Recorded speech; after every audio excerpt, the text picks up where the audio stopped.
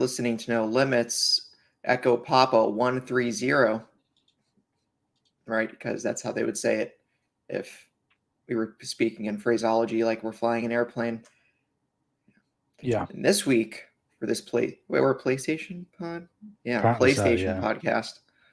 On this week, Shuhei Yoshida and how he was forced out of the CEO position. Well, no, he's forced out of the Sony SIE CEO position.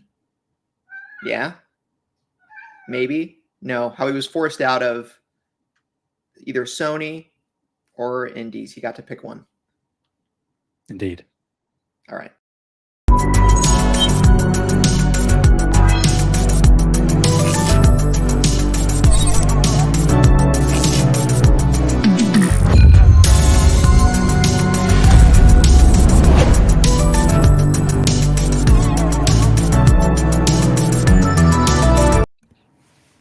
Hello, everyone. My name is Taylor, and I'm joined by my co-host, Sam. Brianna is missing because she dislikes us. You're listening to No Limits, again. a PlayStation podcast, episode 130. Remember, you can find the video version of this pod over on youtube.com/savethemedia, /savethegamemedia. Save the media. Every Tuesday. And while you're over there, make sure to subscribe to the channel. If you would rather listen to audio, we are on all your favorite podcast services. We would love it if you could leave us a review. It helps us grow, and we would love any feedback. If you want to support us and get early access to all Save the Game media content, head over to patreon.com/savethegamemedia and choose the tier that's right for you.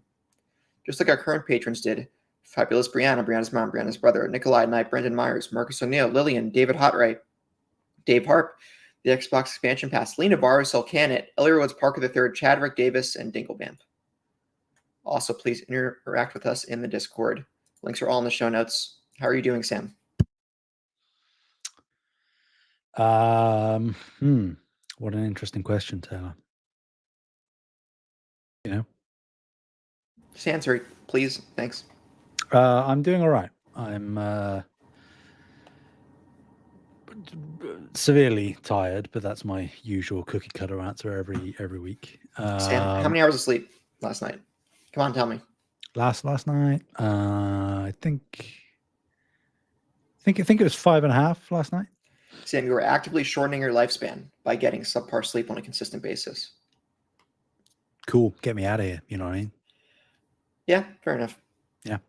But no, besides that, I'm doing all right. I'm having a good time. It's okay. Yeah. When we get into what we've been playing and doing and stuff, that's where things get interesting this week for me. Same for me. But yeah, generally I'm all right. If you had asked me a few days ago, it would have been a very different answer. Oh, is that because something in your personal life or something related to games? A little bit of both. Okay. I say nothing horrific, but I will divulge shortly. I know it's off. How about you? How am I doing? I'm okay. I had a date cancel, Sam. So that was a bit of a bummer. Things happen. Nope. They do. Nope. They do happen. No, they don't. Yep. Sam, they haven't gotten back to me in, I think it's been 2 days now. So maybe that's it. Nope. Stop lowering your desk. Or is that your chair? I think it's your desk. It is my desk, yeah. I raised it because I wanted to sort of cross my leg over my other leg, and I had it too. I couldn't do that. That's cute. Yeah. I actually got a new desk myself that I need to assemble. It's nice. A little IKEA not standing desk that's about a fifth of the price of a real standing desk. Mm-hmm. But I took some measurements about where I think my arm should be, and with the adjustable legs, after I screw them in, should do the job. Yeah. What I'm finding is that my arms were resting too high, or I should say my arms were resting too close to my shoulders. I think they needed to, no, that's not the right way of saying it. My arms were naturally resting, slightly above my waist. They were a bit heightened. So my desk was kind of pushing my shoulders up, which isn't a good ergonomic position. Indeed. So hopefully that changes will change when I assemble this desk. What else? I'm hanging up things in my apartment, Sam. I got my Iroh poster that I need to hang up now. I got the poster and the frame. Just need to put them together and put a nail in the wall. Nice. And I plan to. Oh yeah, I might get an Arrival poster. I love me Arrival, Sam. Love me some Arrival. Yeah. Maybe they should make an Arrival 2. No, they shouldn't. Maybe. See, but the ironic thing is that we should really. Do you know what would be really genius is if they did do an Arrival 2, is if they just told us the plot of the film ahead of time. Do you know what I mean? And then you would, because then you knew, and like the whole conceit of the first film now is on full display. Indeed. You knew what's going to happen. There's some meta stuff going on here, yeah. So are you gonna watch it or not? Are you gonna do it even though you know what's going on? You know? Yeah. Something tells me crazier things have happened in AR games that haven't panned out well. Sounds like a Denis Villeneuve move, if I've ever heard of one. What? A what new move? No, a Denis Villeneuve, the director. Oh. Wait, Denis Villeneuve does that with his other movies? Well, no, I just mean like he's like an author, isn't he? Yeah. Oh wait, was he the director of the original film? Arrival, yeah. I didn't know that. Nice. More recently, the Dune films, of course. Didn't he also do Blade Runner? The new Blade Runner. Yeah, 2049, yeah. And he did Dune. 2070. Yeah. Didn't he also do Dune? Yeah, both Dunes, yeah. What a monster. I know. He's getting, if he keeps doing this, Christopher Nolan might get a run for his money. Well, I think he already is giving Chris a run for his money. Good times. If they nail the third Dune film, I do truly believe that it is going to be in the all-timer trilogies, like alongside Lord of the Rings and stuff like that. I think it is this generation's Lord of the Rings. I didn't think the plot of the second Dune film was that gripping. You just we're allowed to have wrong opinions, Taylor. That's fine. Okay. Cinematography was great. Effects great. The epicness of the scale of the film was great. Music, audio effects. Back there. Is that just for part 2 or both films? Part 2 specifically. Nice. Yeah, I would have gotten both, but it feels kind of redundant because they are relatively similar soundtracks. So. Hans Zimmer did it, right? He's doing it for part 3. Yeah. Yeah. Yep. Good times. Yep. All right, Sam. Now, what have you been playing? This roller coaster tycoon of a time you're having. Yeah. So a little bit of context. I'm still working my way through Avowed for IGN coverage. Fun story though. I woke up Wednesday morning, got ready to get to work, and my PC wasn't working. Oh my God. Your new PC. You got it, what, 2 months ago? No, I got it in October. 4 months ago. Yeah. Potato.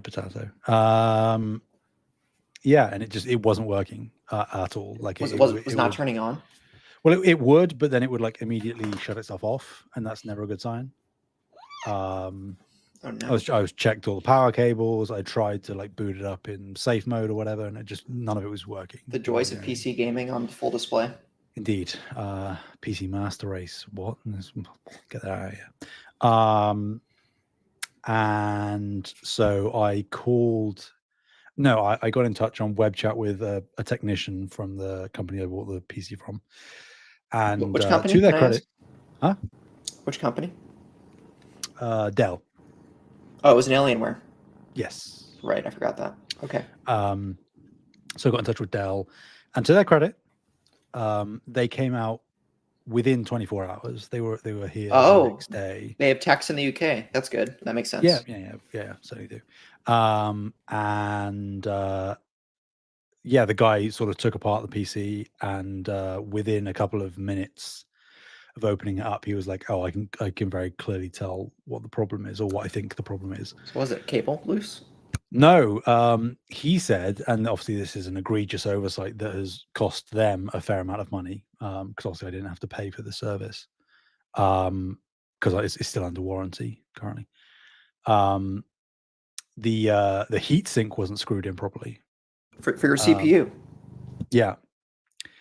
So it was attached but relatively loose. That's bad so quality control. That's horrible. Sorry. it was causing the CPU fan to fail, and obviously it was shutting itself down to prevent overheating and sort of melting components and all of that stuff. Yep, it has that failsafe.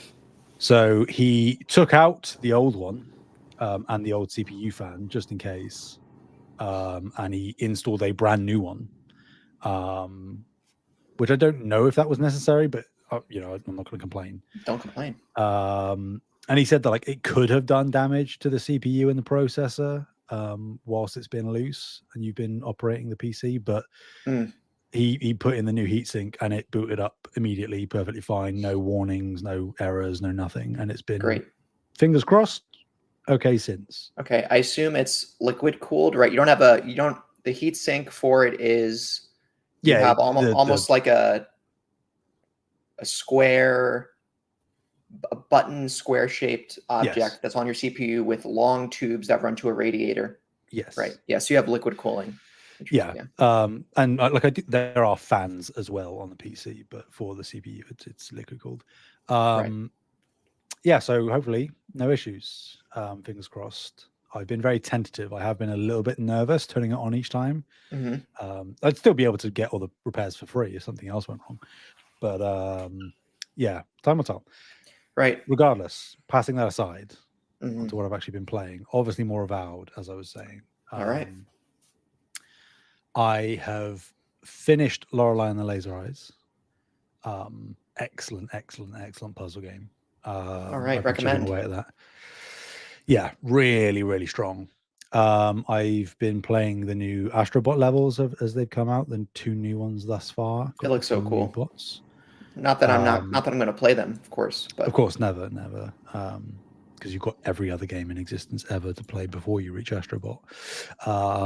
So interesting. Lorelei, how's the difficulty level on Lorelei? I was able to beat Portal 2 and the Outer Wilds without help. I think I could do this. Yeah. I mean, it's very puzzle heavy and like solving things and taking notes. Like me and my dad, who I played it with, burnt through like half of a notepad taking notes and drawing sketches and making that's awesome. You're playing with your father? Calculations and equations. Yeah. You guys played it together. Yeah, well, because I introduced my dad to Return of the Obra Dinn not long after it came out. I need to play that too. Yeah. I introduced him to it. He played that all by himself. Wow. He was he's the guy who introduced me to PlayStation. You know, he had the original PlayStation when I was a kid. And played it with me. But he sort of, again, as most people do, bounced out of it in adulthood. And now he's sort of getting back into it. But he's specifically playing through smaller experiences, like narrative things that don't require massive like response times and loads of inputs and complicated control schemes, and puzzle games. So Return of the Obra Dinn, he played through Chants of Sennaar, he's played like What Remains of Edith Finch, things like that. And yeah, we just did Lorelei and the Laser Eyes together, which was excellent. Hard to recommend. Still awaiting the next 3 levels that are releasing on a weekly basis for Astrobot. Wait, they have 3 new levels releasing on a weekly basis, or it's one? Well, I mean, they have 5, but two have already released. How long are they going to keep doing this for? Who knows? Like, it's just free DLC that they keep adding. Like, at this point, you have what, 6 free levels? Well, no, because they already did. Yeah, the first wave was 5 levels, and now we're getting another 5, and only 2 have released. So 10 free levels total. And like levels is stretching it a bit. Like they're more just like bite-sized platformy speedrunny type things, but they are classified as levels, and you do get a themed like character bot. It's not just like a generic Astrobot at the end of it. Yeah, did that, and then chipped my way back into Returnal again, which is ironic. I keep returning to Returnal. Who would have guessed? Not only because the last time I bounced in a couple of weeks back, it just sort of got its hooks in me again. But also, I believe, as far as I'm aware, that at some point over the coming week or two, Bree is going back into it and wanted to like actually finish it. So I know that game like the back of my hand, and you can co-op the game. So Can more than 2 people be in the same game? no, Yeah. but Taylor, Yeah. if you wanted to play Returnal, I'd play Returnal with you when you jumped into it. Sam, I have a problem because now there's another PlayStation game I've been playing and it's not Returnal. Ruh-roh. Is there anything else? Oh,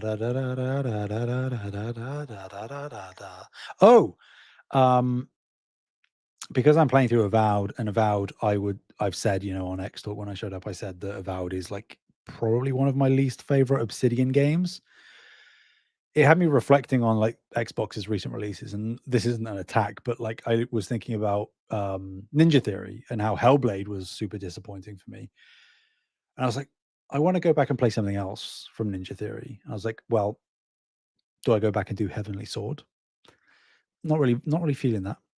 Do I go back and play Hellblade 1? I'm not feeling that either. So I have booted up my PS3 once more. And I've begun playing through Enslaved Odyssey to the West. Once again. A cult classic, a little darling. I haven't heard of it until now. Yeah, it's weirdly like I mean, well, as the name would suggest, it is like a take on the Journey to the West Wukong kind of story. Okay. It's also on PC for $20.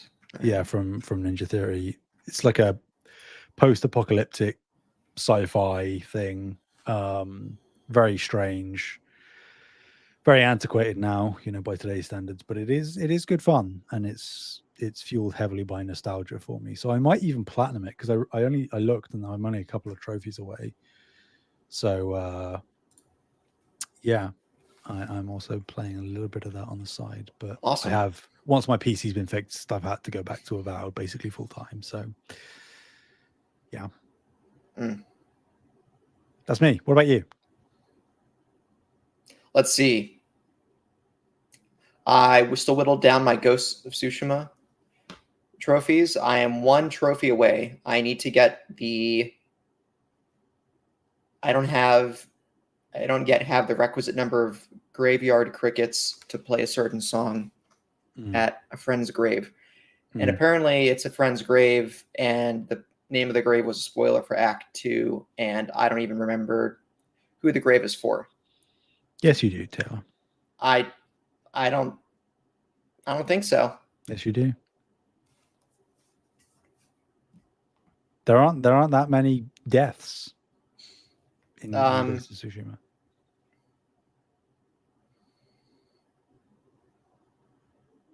I think I just forgot who died in the game.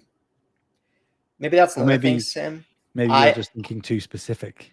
You're trying to narrow down what you mean by deaths. It can't be Jin's. Okay, it's not his father's grave, right? Yeah, that's not a spoiler. The game tells you his father's already dead in the intro. I don't know. Oh yeah, that's another thing. For Ghost, I didn't think this. People are going to hate me for this. I didn't think the story in Ghost was that engaging. I thought it was pretty cookie cutter. Yeah. Find your honor. Serviceable. Save the fallen. That sort of thing. Like kind of a knight's journey is kind of what I chalked up the story as, which didn't really inspire me much. I much more think Ghost is an elite experience because of its world. That's why the outrage about Jin not coming back for Yotei is like, why aren't they doing Tsushima 2? It's like, well, he's not that compelling of a character. Yeah. Like he's fine, he's good, but it's not like he's not Kratos. So yeah, to give you an idea, that's why I think that's part of the reason I don't remember. It's because it wasn't. Well, it's been a while since I beat the story, but also it didn't hit me that hard. You'll feel like an idiot when you realize. All right, I'm just gonna look it up. Yeah, it's relatively obvious. It is It is. What?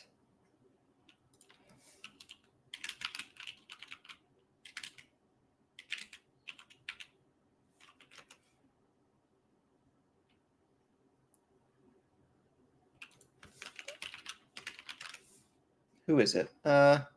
Oh. Right. Yeah. I'm going to be honest. I forgot that person died. Like, Damn. yeah, all I remember is the person's sister, not the person Sure. himself. Yeah. Oh, well. Oh, well. So yeah, once I go play that song at his grave, I will have attained the platinum, right? Because how platinums work is you're always one trophy away until you get the platinum. The Mhm. platinum's the last trophy. So if it says 2 trophies left on the game, you really only have 1 left to earn before you hit the platinum, right? That's how that works. Yeah. Yeah. So I have 1 more. Besides that, Sam, oh boy, I don't know why I was doing this. I think I was kind of doing it out of spite.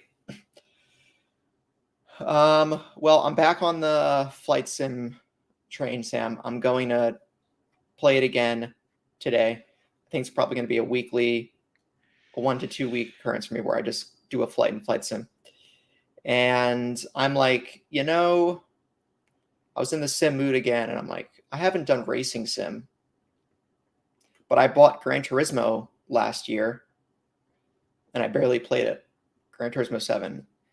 And I kind of rage quit it because there was like a tutorial music, they call it music rally, where you go around the track and try to keep up with the beat of the song, or not the beat of the song, and keep up with the race, and a song plays over the entire race, and you get points to extend the song time as an indicator that you have to be racing fast enough. Like there's a countdown timer, and to add more time, you have to hit checkpoints that add more time to the clock. And it's called Music Rally. And I first tried it when I opened the game, a year or 2 ago, and I couldn't do it. I turned off all the assists and did manual only. And I'm like, nope, can't have any assists on. I need to do manual, and I couldn't beat it. So out of the blue, I decided to return to it yesterday, and I went from not beating it to getting silver, whereas gold is the best rank. So that was fun, but also just I don't think you'll find a better racing game experience with a controller than you will with Gran Turismo 7. People get very angry at you, Taylor. Why? They'll be like, well, what about Forza? Well, yeah, but you don't have gyro. Well, there's no gyro control and there's no haptics, no adaptive triggers. There is resistance when you brake or accelerate. I agree with you. Yeah. I'm just saying. People will be upset. Yeah, with a controller, I think Gran Turismo 7 is undeniable as the best experience because of the force feedback. When you're trying to turn your wheel in a certain direction and you haven't slowed down enough, you will feel what feels like resistance when you're turning the controller. Mm-hmm. And it's great. I was racing in a 1956 Carrera 356. It's an old Porsche Speedster. So yeah, Nice. that was fun. And I'm like, maybe I'll start doing some career mode.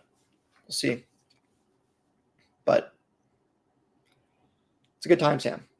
It really is. Other than that, which I hadn't done, I intended to play God of War, start it, the original God of War, 2005, but I haven't. The remasters are sitting on my entertainment center.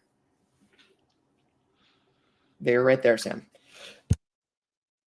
Yeah, you've got them now, regardless of what may or may not happen next month. Yeah, if the Greek Saga remasters are real, I'll be a little mad. On the other hand, you've got the OGs. I still have the PSP games in Ascension to acquire that I can just save for that. Toph, I need you to shh. So yeah, good time, Sam. Good. That's it for me. You- I almost got in a train sim. I'm like, nah, no, not doing train Oh sim. dear, no. You ever met a rail fan in real life before, Sam? I've actively avoided them. You ever at a train station and there's men there with large cameras taking pictures of the train coming? Yeah, taking pictures of the train. Yeah, yeah. Sam, that is what they're taking pictures of, I swear. I'm sure they are. Yeah. There's a game called SimRail where you can be the operator for a Polish rail system. And I thought, oh, that's cool. I'm going to do it. And then I thought, it might be a tad boring. Then again, people think flight sim is boring. But Sam, let me tell you, when you're in flight sim and you're doing all your procedures, it doesn't really get boring unless you have a really long cruise phase of cruise flight. There's always things to keep track of. You're always looking at either your instruments or you're either looking outside to navigate, checking on your instruments, or thinking about what your next step is in your route. All right. Mm. There's a lot more engagement in flight sim than meets the eye. Where I think there's a big lack of it is if you do a 4-hour flight and then you're in cruise for 3 hours and 15 minutes of those 4 hours, and you're just, hanging out. Sure. That's the time where I would bring over a new window, and play an indie game while I'm in cruise, waiting for the cruise to be finished. Mm-hmm.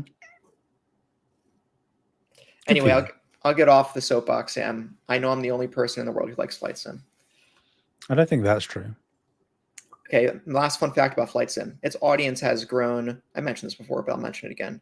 I think it's grown from a factor of either 2 to 4. Like, I think it's about almost a factor of 4 since 2019. It's because of MSFS 2020 and the pandemic. And 2024 is still in a not great state yet. They delayed Sim Update 1, Sam. Sim updates are gigantic patches, almost like a big Bethesda patch.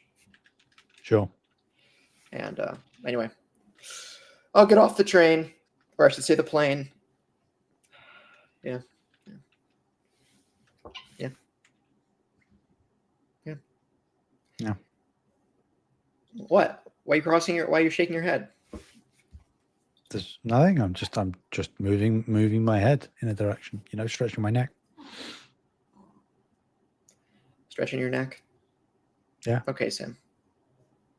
Oh, don't tell Bree. I hope she doesn't listen to this. I'm probably not going to get Monster Hunter Wilds. Oh, yeah, I forgot to mention that. We did the beta with Bree and Kyle. I did. That was fun. But I don't think it's for me. I probably could have told you that, Taylor. I don't know what it is, because I like doing big monsters, but I like I like killing big monsters. Not that there's anything wrong with. Okay, yep. We're not gonna go there. Nope. But I don't like it being like I have to do it on a schedule and meet an event to do it at a certain time in a certain way.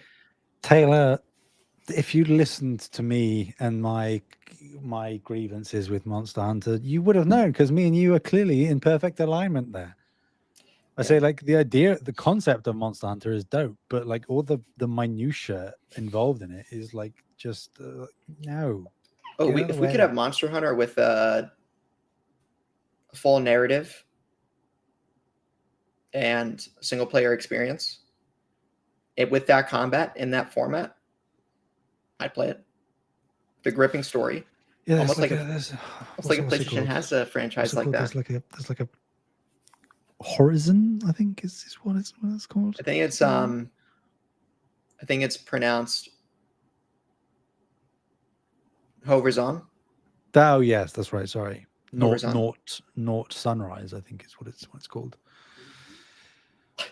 And then Allowed East is the sequel. Yeah. So true, Sam. So true. Anyway, broke Bree's dreams. So. Damn, all that free time, you can play Astrobot. I'd rather play Flight Sim at the moment. See, all right, last thing about Flight Sim, I swear. Oh, God. I wish there wasn't so much setup involved. Like, I can't play Flight Sim for less than an hour between planning and actually flying. It takes probably about 90 minutes minimum. I really wish they had a pick up and place style like I had in Gran Turismo. Pop it on for a race, 25 minutes, out. You know what I'm saying, Sam? I do. I wish I didn't, but I do. And now I want a Mazda Miata. Is what it is. Yeah. Yeah, Toph, I need you to bring it down a notch.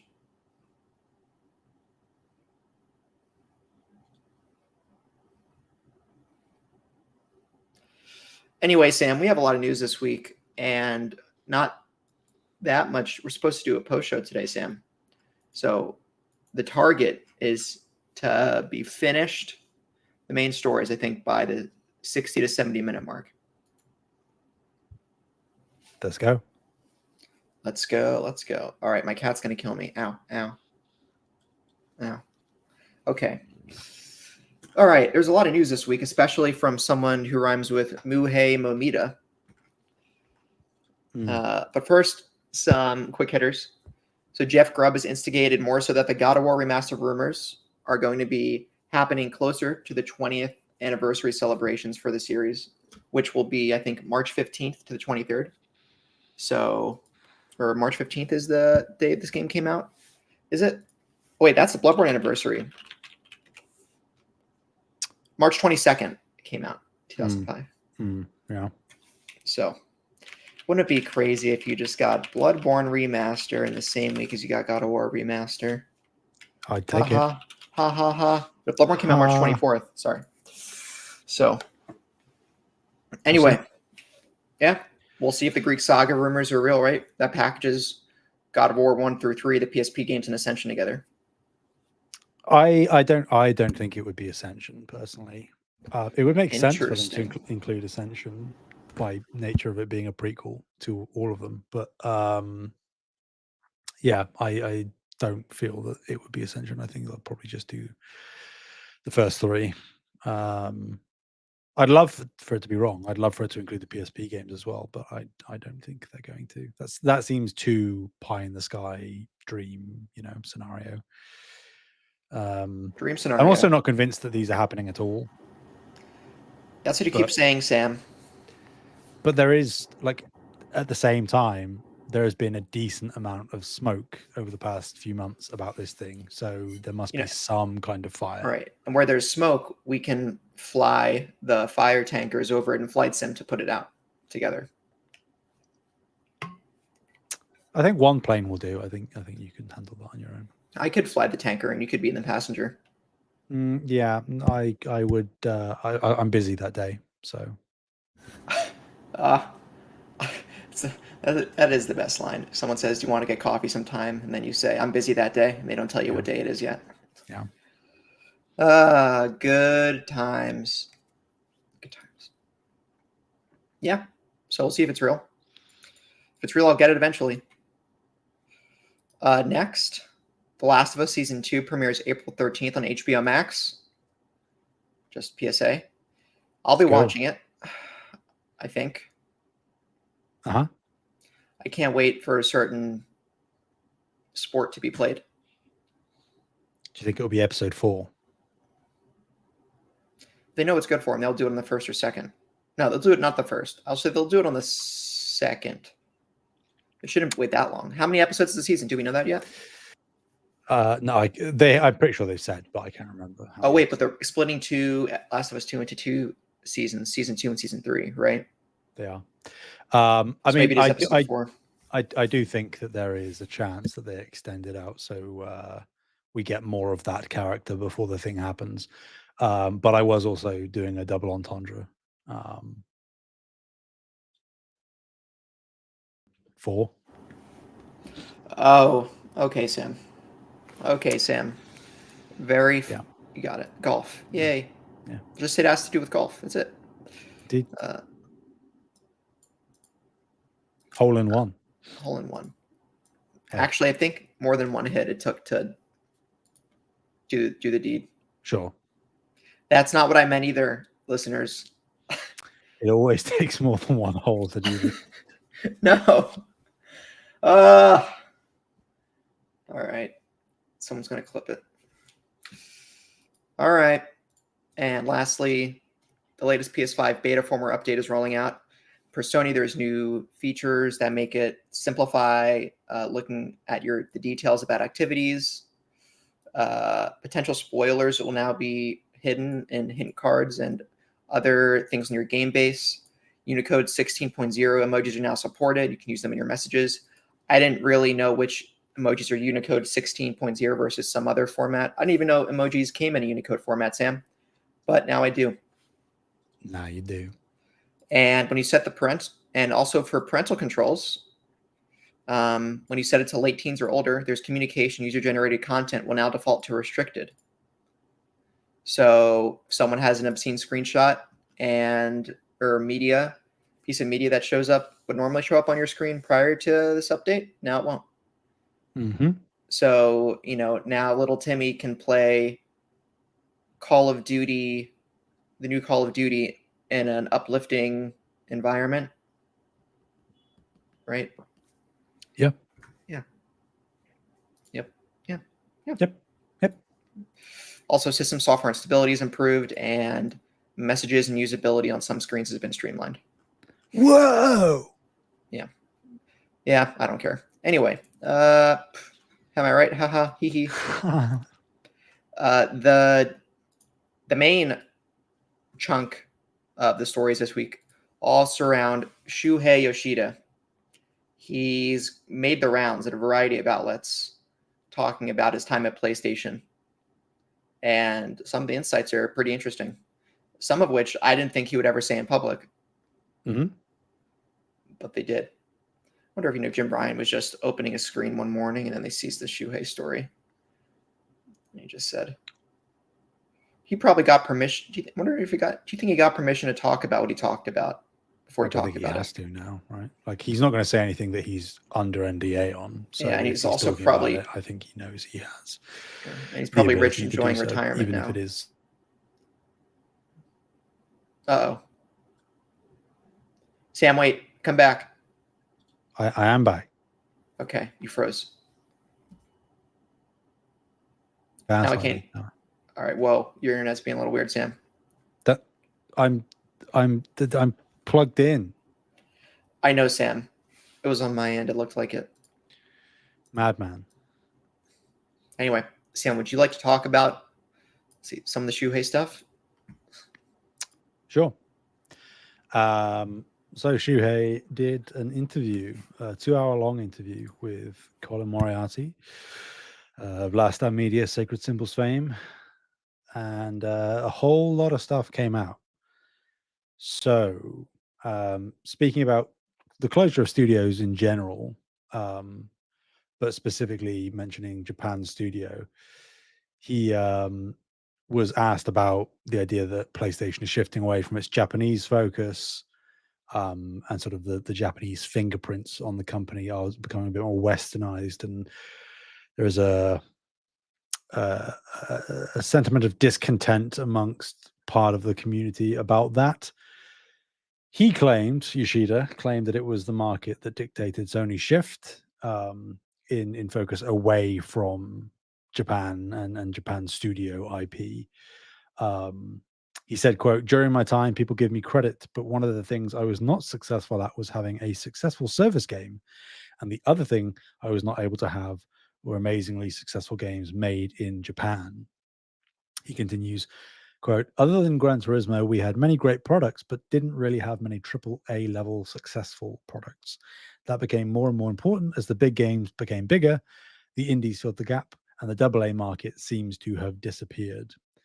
Most of the IPs that Japan's studio had were in that smaller AA size group, and the market became really difficult for these kinds of games. For example, after Gravity Rush 2, director Keiichiro Toyama tried to come up with a new concept, but we were not able to greenlight any of his new concepts, even though they were really interesting." He spoke a little bit more about Toyama, saying, quote, "In my mind, I remember his product looked like something the company wouldn't support. The company was looking for AAA titles, and we really struggled to get the game going. So when Japan Studios was shut down and he became independent, he was able to go and create and release Slitterhead." Yoshida also cited the upcoming Patapon spiritual successor Ratatan as a type of game that Sony wouldn't currently make, but it is something that in an independent state can continue Japan Studios' legacy. Again, for people that don't know, Sony reorganized Japan Studio into a quote new organization in April of 2021, and the vast majority of its development staff was let go. Some were merged into Team Asobi, and that had been reported on a little bit earlier because it's all coming here from VGC. Jordan Middler, what a great Scottish lad. How do you know he's Scottish? You talked to this man? Have you heard his voice, Taylor? No. No. Go listen to Jordan Middler. Okay. No. Just like is he? You're just like no. You're talking about Jordan Klepper. Haha. Because that's isn't that the Comedy Central guy? Jordan Klepper. Yeah. Not a different guy.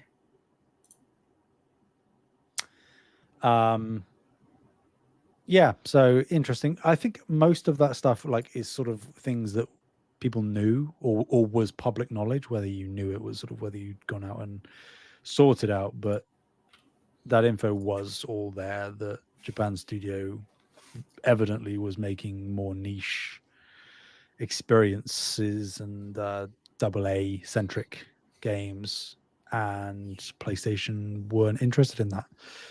Or they were interested in it, but they didn't feel the need to facilitate and fund and develop them in-house. They could just go out and partner with a second or third party studio, and it would cost them significantly less money than the upkeep of an internal team, when they could fund those resources to other developers that were making the bigger blockbusters that arguably needed it more. Yeah, it's still going to be a contentious thing, right? Shutting down Japan Studio. It's still not something I'm overly happy about, but realistically, I can understand the business reasoning behind it. And not that it's like a one-to-one, but I feel like what we've gotten with Asobi as a result is a reasonable trade. It depends on exactly what type of games you're looking for, but as the article says, many of the creators from Japan Studio are now doing independent things and still releasing their own games that you can still buy and play. So yeah, I don't know if I have anything to say on that front. Anything else from you, Taylor, on that? I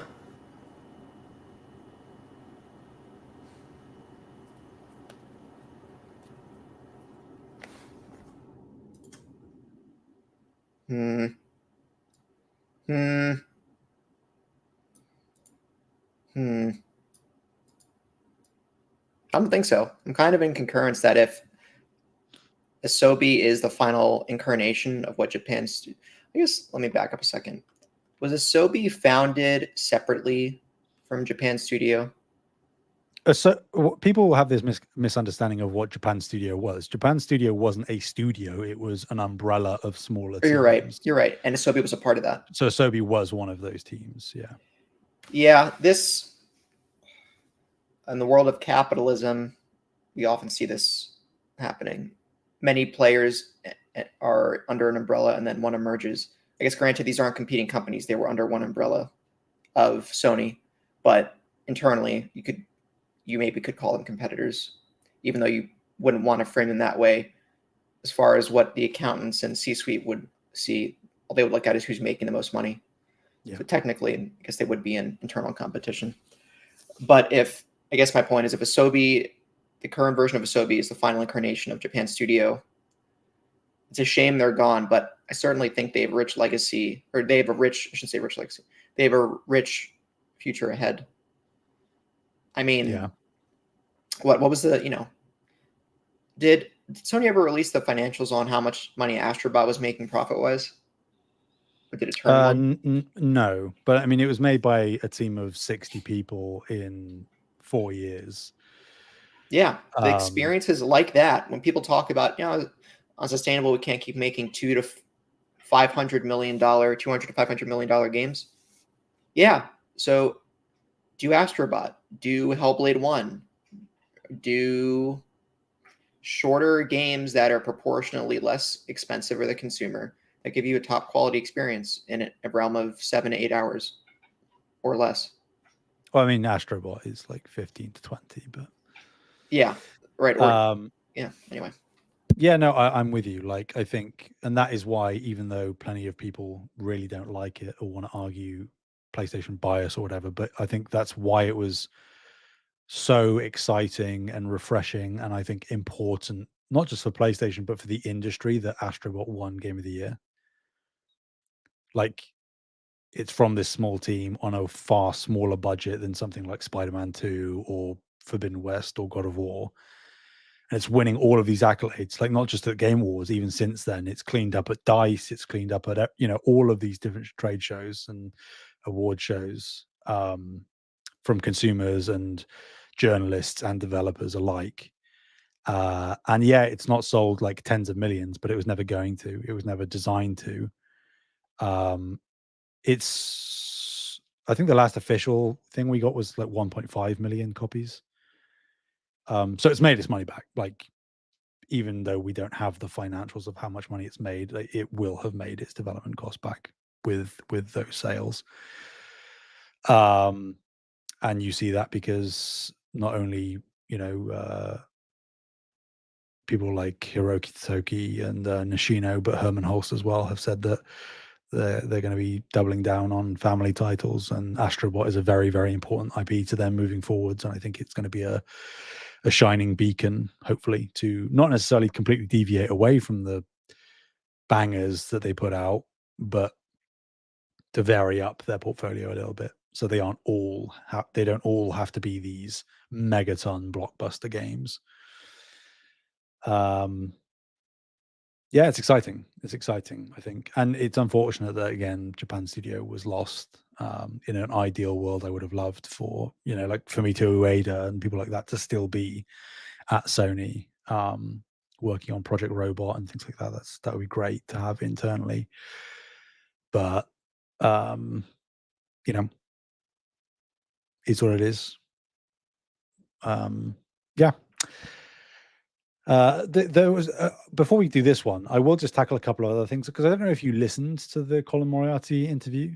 No, because I'm not a Patreon member. Or did they post it publicly anyway? Not yet, no.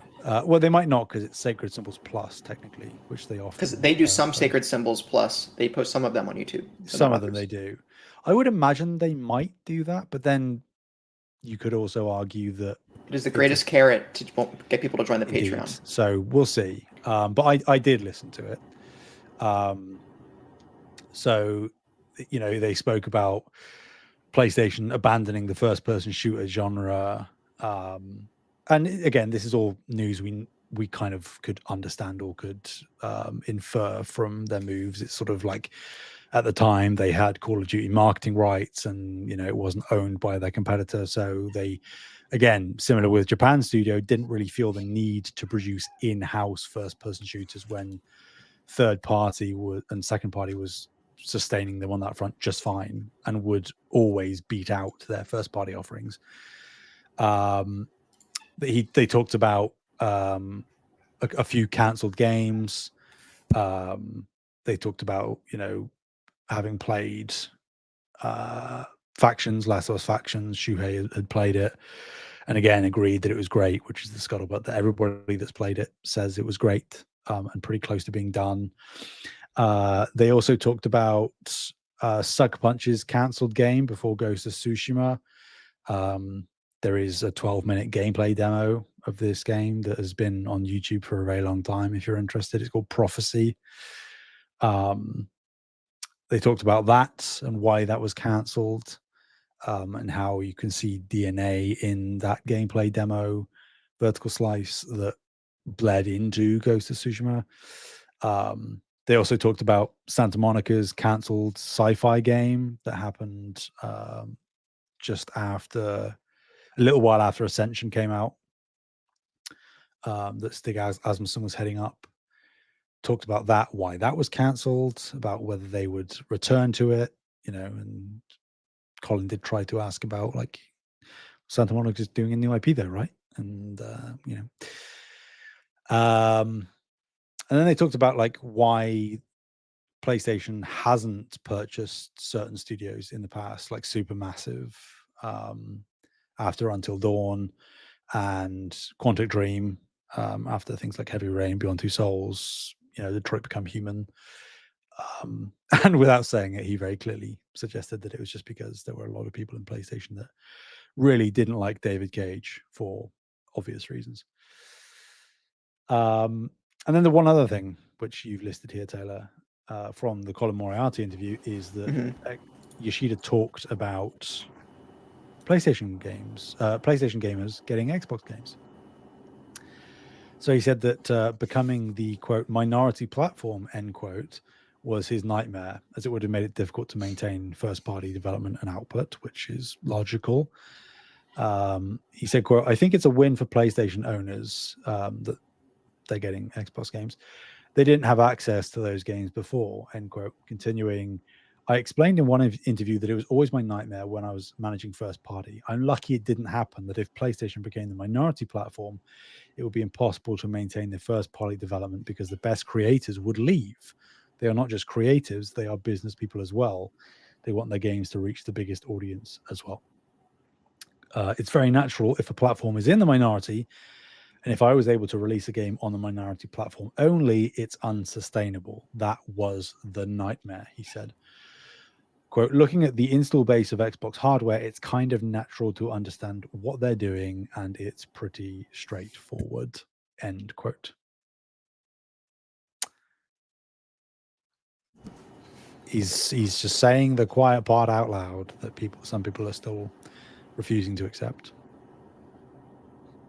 I mean, Microsoft also has that much more money, so. I mean, sure, but they have and will never have a foothold in the hardware market. Hey, never say never.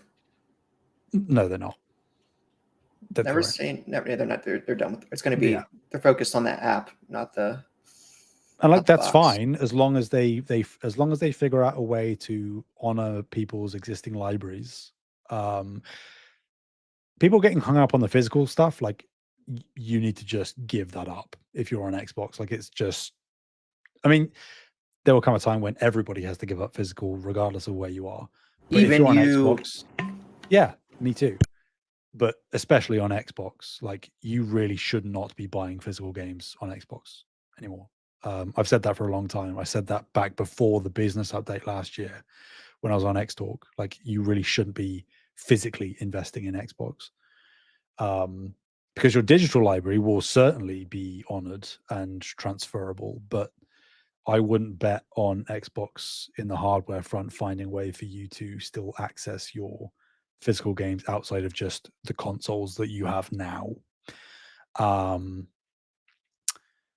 So yeah, like if Xbox do that, it's all fine. If they figure out a way to honor your libraries in a digital sense, whether that's transferring them all over in terms of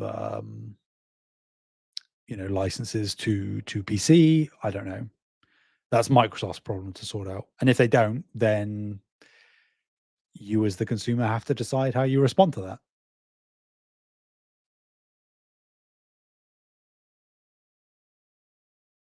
They're a third-party publisher now. Like that's just what they are. They happen to have hardware available, but they're a third-party publisher. Yeah. No real new news there, but it's just another very high up business executive that has been in the gaming industry basically from the beginning, saying that it's pretty obvious what's going on, even if Xbox aren't overtly saying it, because why would they? Yeah, so I would encourage people, if they can, if they want to find a way to listen to the interview, because it is really good, regardless of what your opinions might be on Colin or whatever. I think there is no denying that he's a very good was a very good investigative journalist, and that persists in the interviews that he carries out to this day. So it was a very, very good interview. And like you said, Taylor, Shuhei said a lot of things that I wouldn't have dreamt he'd be willing to say, even if he was allowed to. So, Right. Shuhei, I guess moving on. Shuhei also did another interview, this time with VentureBeat, and he talks about his ultimatum of PlayStation: either leave the company or head the Indies division. So in 2019, it was announced that Shuhei had stepped down to work on a new indie initiative, with Herman Hulst replacing him as the president. And with VentureBeat, Shuhei mentioned, quote, moving from first party to indies, well, I had no choice. When Jim asked me to do the job, the choice was to do that or leave the company. But I felt very strongly about the state of PlayStation and indies. I really wanted to do this. I believed I could do something unique for that purpose. That was bigger. That was the bigger change for me personally, moving from first party to indies, than leaving the company this year. Or sorry, that was the bigger move compared to his exit of the company this year. I'm very lucky that the indie community, the publishers and developers I worked with closely, they believed that they could use my help. I became an advisor for some of these companies. I'm continuing to work with some of the indie publishers and developers I respect. The transition out of Sony to become an independent advisor is less of a change than moving out of first party. My personal goal when I started the indie job was to make my position obsolete. The company, his goal was to, that quote, the company would be doing so well that there was no need for someone like me to tell everyone this was important. I feel like we've achieved that pretty well. There's still a lot we can do, but people are working on it. You had a combination of Jim Ryan leaving and Ashino and Herman Hulst stepping up. And I felt good about the state of our support for indies. I decided to leave.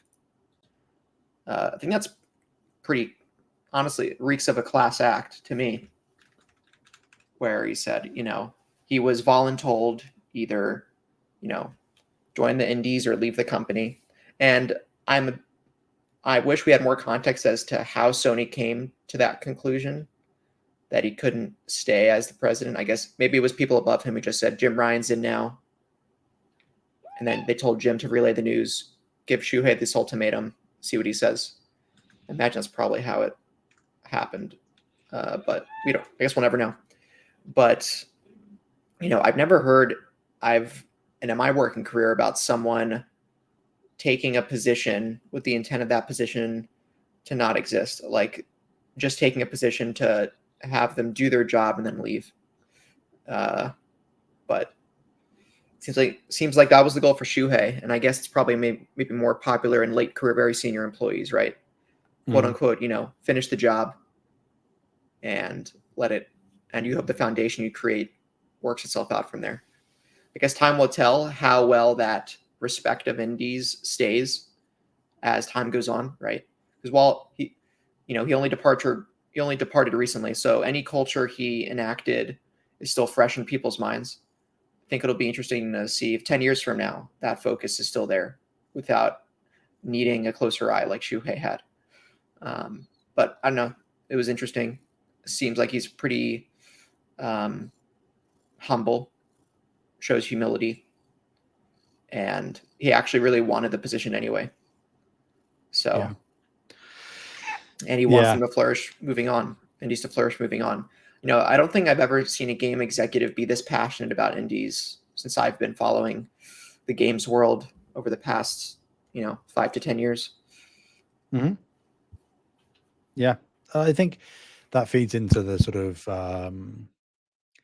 black and white nature of online discourse, because people look at this and they see that Jim Ryan sort of gave him the ultimatum, which, like, there's no real way of getting around it. That is like a kind of dirty move to do, regardless of like the context around it, like exactly why Jim Ryan made the decision to give him an ultimatum. We don't know, but it's not a great look.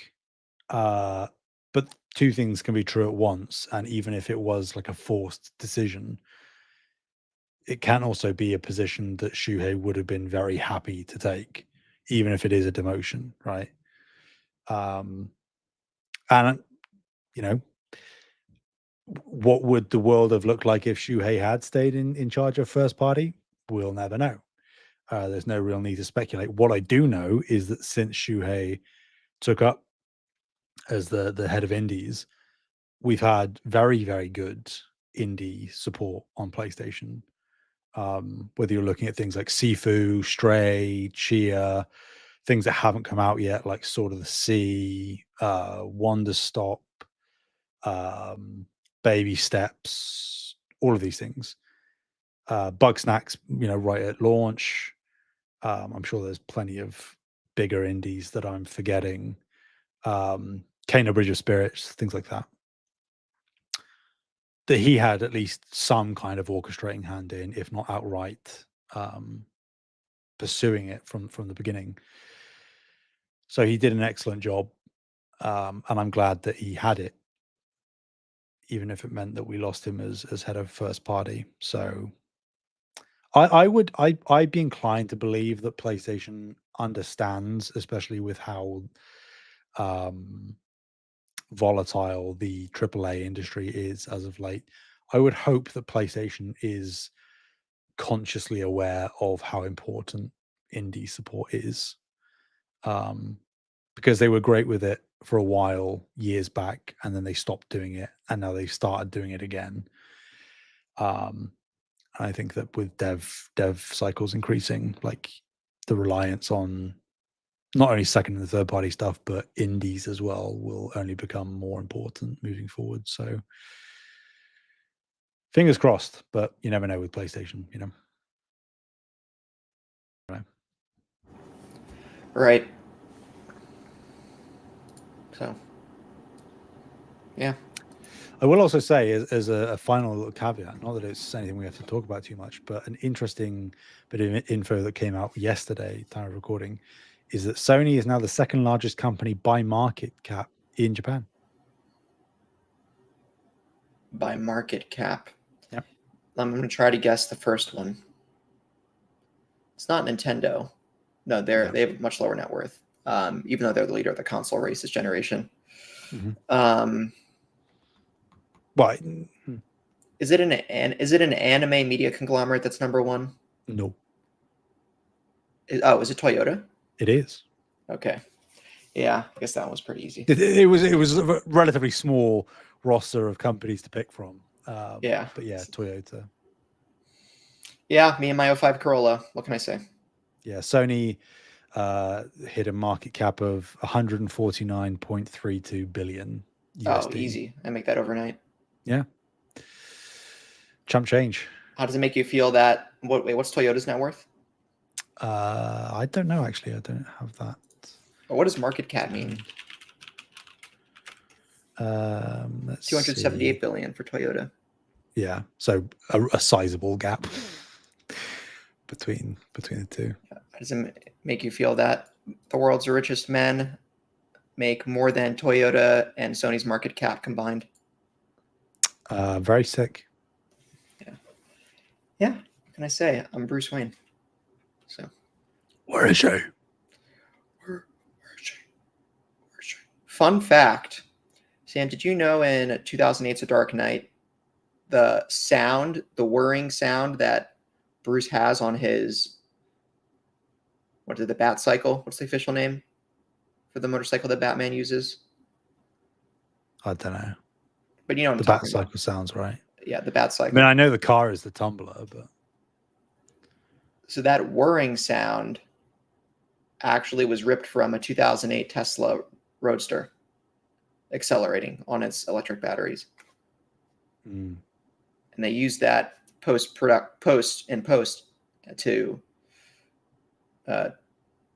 show you what the sound of his bike would sound like. Anyway, Sam, that's my fun fact of the day. Thanks. I really wish Tesla was owned by someone else that doesn't rhyme with Elon Tusk. Anyway, Sam, I think we have a post show to record, and we do have some questions from last week we didn't get to. Maybe we can do a couple. What do you think? All right. Yeah. Kyle said, going back to the last state of play, how concerned were you with the lack of first-party announcements? Kyle, my brother in Christ. Kyle. I don't know what you're talking about. Okay, well, he's taking that stance. All right. In the last 5 months, we've had 4 first-party things either release or be announced. In September, you had Astrobot release, and then in the September State of Play, you had the next game from Sucker Punch, Ghost of Yotei announced. Then in December at the Game Awards, you had Intergalactic, the next game from Naughty Dog, be announced. And then just a week or two ago, at the February State of Play, you had the next game from Housemarque be announced.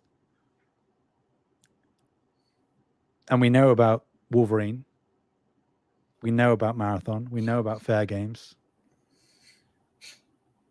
So we need to see these games. We need to get dates for them, sure.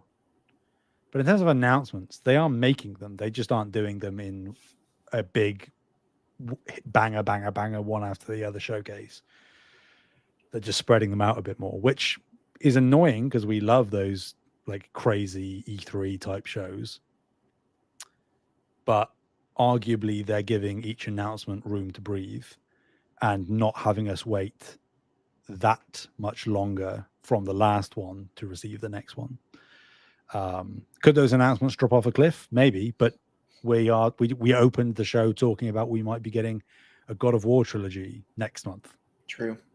So, and I would imagine if it is announced next month, it might not be a shadow drop, but it's probably coming very shortly after announcement. So, you know, I get it, but I do think that it's only an optics thing rather than a reality thing.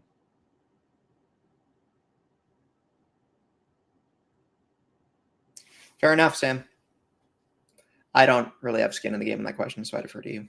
Boo. Coward. Ty said, with Steam potentially launching their own console, for context, there have been recent rumors that Steam is standing up a new Steam box. People who remember the Steam machine from 10 years ago. Something, I think, a bit more powerful than that.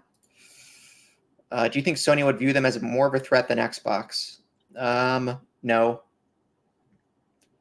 I think the PC market is growing rapidly as compared to 10 years ago, but it is still less convenient than owning a console. And how do I want to frame this? They also lack brand recognition for the mass consumer. Yep. You can't walk into a brick and mortar store and ask a random person on the aisle if they know what Steam is and expect, or let me frame it this way. If you ask a random person in an aisle of Target, do you know what Steam is? And then you have to clarify the company, not the substance. They'll probably say no. Have you heard of PlayStation or Xbox or Nintendo? Nearly everyone has. So Sony has to get over that. Steam, Valve would have to get over that brand, or I'll call it marketability gap with their brand. Yeah. Before they ever thought of reaching, I think, Sony for competition. Yeah. I still think the Steam box should exist. I think there is a sizable market, certainly a sizable enough one to make a lot of money for people who want the PC gaming experience without going through the work of buying all their individual components and building their computer. Yeah. But I don't think it's a threat to Sony. I think it's just different. I would agree. I think that they would probably keep their eye on them, obviously, but in my mind, you're talking about a relatively, at least for the time being, niche audience that would want one of these things. Because, like you say, Taylor, lack of brand identity in the mainstream. You'd have the convoluted sort of caveats of like, well, okay, so it's a thing, but then you also have access to the games on PC, and it's like, well, okay, so if you're trying to appeal to PC players, they're not going to want to downgrade to a console version of their PC experience that they already have. Then you have the Steam Deck, and the Steam Deck is a great machine, no doubt, but it's not selling gangbusters. You know, it's sub 10 million. So it's not like they've dominated the handheld market because Nintendo exists. So like a Steam console would do decently well, But in terms of actually being a threat to them in the hardware space, I don't think so, because PlayStation is an established thing. People know what it is. And like you said, there is a simplicity to it. Whereas what do you market a Steam console with? Like, again, not that it's the be all and end all, but it doesn't have exclusive software. Do you think that other companies are going to allow you to market their games in your marketing? I don't think so. So you're probably preaching to the choir most of the time with something like that, which isn't an insignificant audience install base, but people that want to be on PC are already on PC and they wouldn't want to downgrade. And people that are interested in console experience are probably going to be more confident investing in a brand like PlayStation or Nintendo than Steam. So could be wrong, but I don't think we are. Fair enough. And Ty also asked, with Nintendo Switch 2 likely to get third-party support along with probably every game that comes out. I mean, I don't think it'll be that much, but I don't think it'll be a lot more third-party support than what even Switch 1 got. Will PlayStation see them as a threat and money hat them too, like Xbox? Would it be weird if Stellar Blade 2 arrived on Switch 2, PlayStation but not Xbox due to PlayStation's money hat? This is the first time I've seen the word money hat. First time I've seen the word money hat being used, but I think I understand what you're saying, Ty. PlayStation see Nintendo as a threat. I mean, yes, they're in the same console. They're all in the console market. I think specifically, like, especially now that we know that PlayStation is going to in some way venture back into the handheld space specifically, I think that's where. Oh yeah, of course they are. Why do you think the Vita failed? Because the 3DS succeeded. Yeah. So. Well, that's not why the Vita failed. It had a lot of other issues, but go ahead, Sam. Sorry. See, here's the thing with Switch 2. I think that it's certainly going to be easy to perceive it as a threat to PlayStation, but PlayStation is going to have the premium console market essentially all to itself. In like a traditional premium sense, right? And also, you kind of have to facilitate the idea that Switch 2, from all we understand, is going to be somewhat comparable power-wise to a PS4 Pro. That's the rough estimations people are making. If that is the case, I think, and other people have said this, so I'm not going to take credit for it, but I think that some people are right in suggesting that PlayStation should actually port a lot of its back catalog to the Switch 2. Because people that are buying Switch 2s are either buying them as auxiliary consoles in addition to a primary console, or they are only interested in the Switch and won't buy a premium console. So they are kind of secular markets a lot of the time. There will be bleed over if PlayStation get into handhelds, but that's really a different question. And the inherent nature of the Switch 2's power limitations means that PlayStation couldn't put its newest games on Switch 2 because they just wouldn't be able to run. So PlayStation can port its back catalog that is doing nothing, just sitting there, make a lot of money off of a Switch 2 audience that is yearning for games and would, again, pick up some for the novelty of it. But they could still keep their newest games, PlayStation could keep their newest games as de facto exclusives because the Switch 2 couldn't run them. I think that is the best strategy in my opinion, because I don't think that erodes the desire or market share that PlayStation would hold in a place where Xbox is going away. That's my opinion.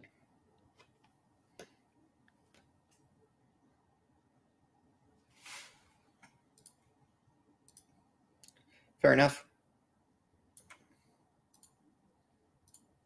And think we can get this last one in. There's a lot of claims that PlayStation forced these studios to make live service games. However, we still see a lot of single-player games from PlayStation,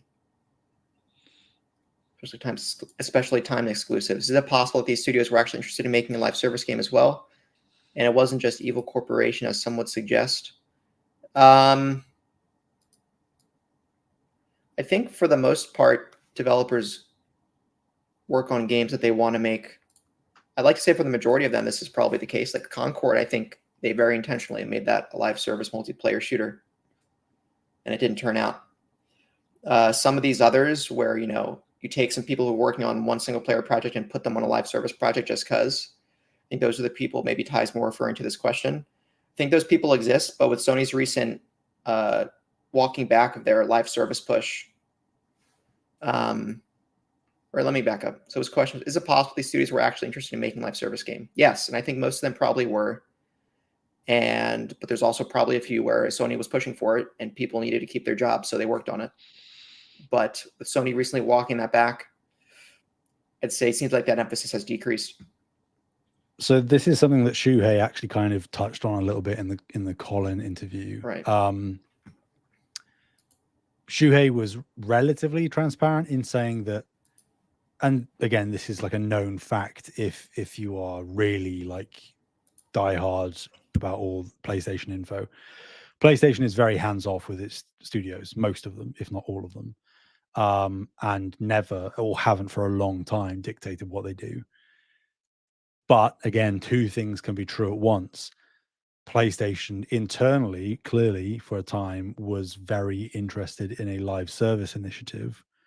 And if that is the scuttlebutt going around the studios and the studios are looking to try and guarantee getting greenlit, and they know that Sony executives are looking for live service, they might be more inclined than they otherwise would be to pitch a live service. So I think that there were certainly some teams that were interested in making a live service, like authentically, and others that would have been happy to do one, but also probably had other ideas, but they prioritized the live service pitch because they realized that at that time it was the most likely thing to be greenlit because it's what the company was looking for the most. So yeah, I again, I'm not trying to defend PlayStation, but they don't stranglehold their teams like that. It's unfortunate that they pushed for live service as much as they did, because it probably did urge some of these teams to make that call when they wouldn't have otherwise. But this isn't a mandate, in my opinion. It might seem that way because of how they've handled it, but I don't think it was. Yep, fair enough. All right, with all that said, thank y'all so much for listening. You can find us on YouTube at Save the Game Media, Discord, Twitter, Blue Sky. Links are all in the show notes. Extra Life, please check out the link in the description. Where can people find you, Sam? Anywhere and everywhere at Sam Heaney, Heaney. And you can find me at Taylor in the Discord, or Mr. Carter9 on PSN. That's MrCarterNine. TPR on Steam, TPR #6868 on Xbox. When I'm playing Flight Sim, of course. Of course. But yeah, until next time, thank you, everyone.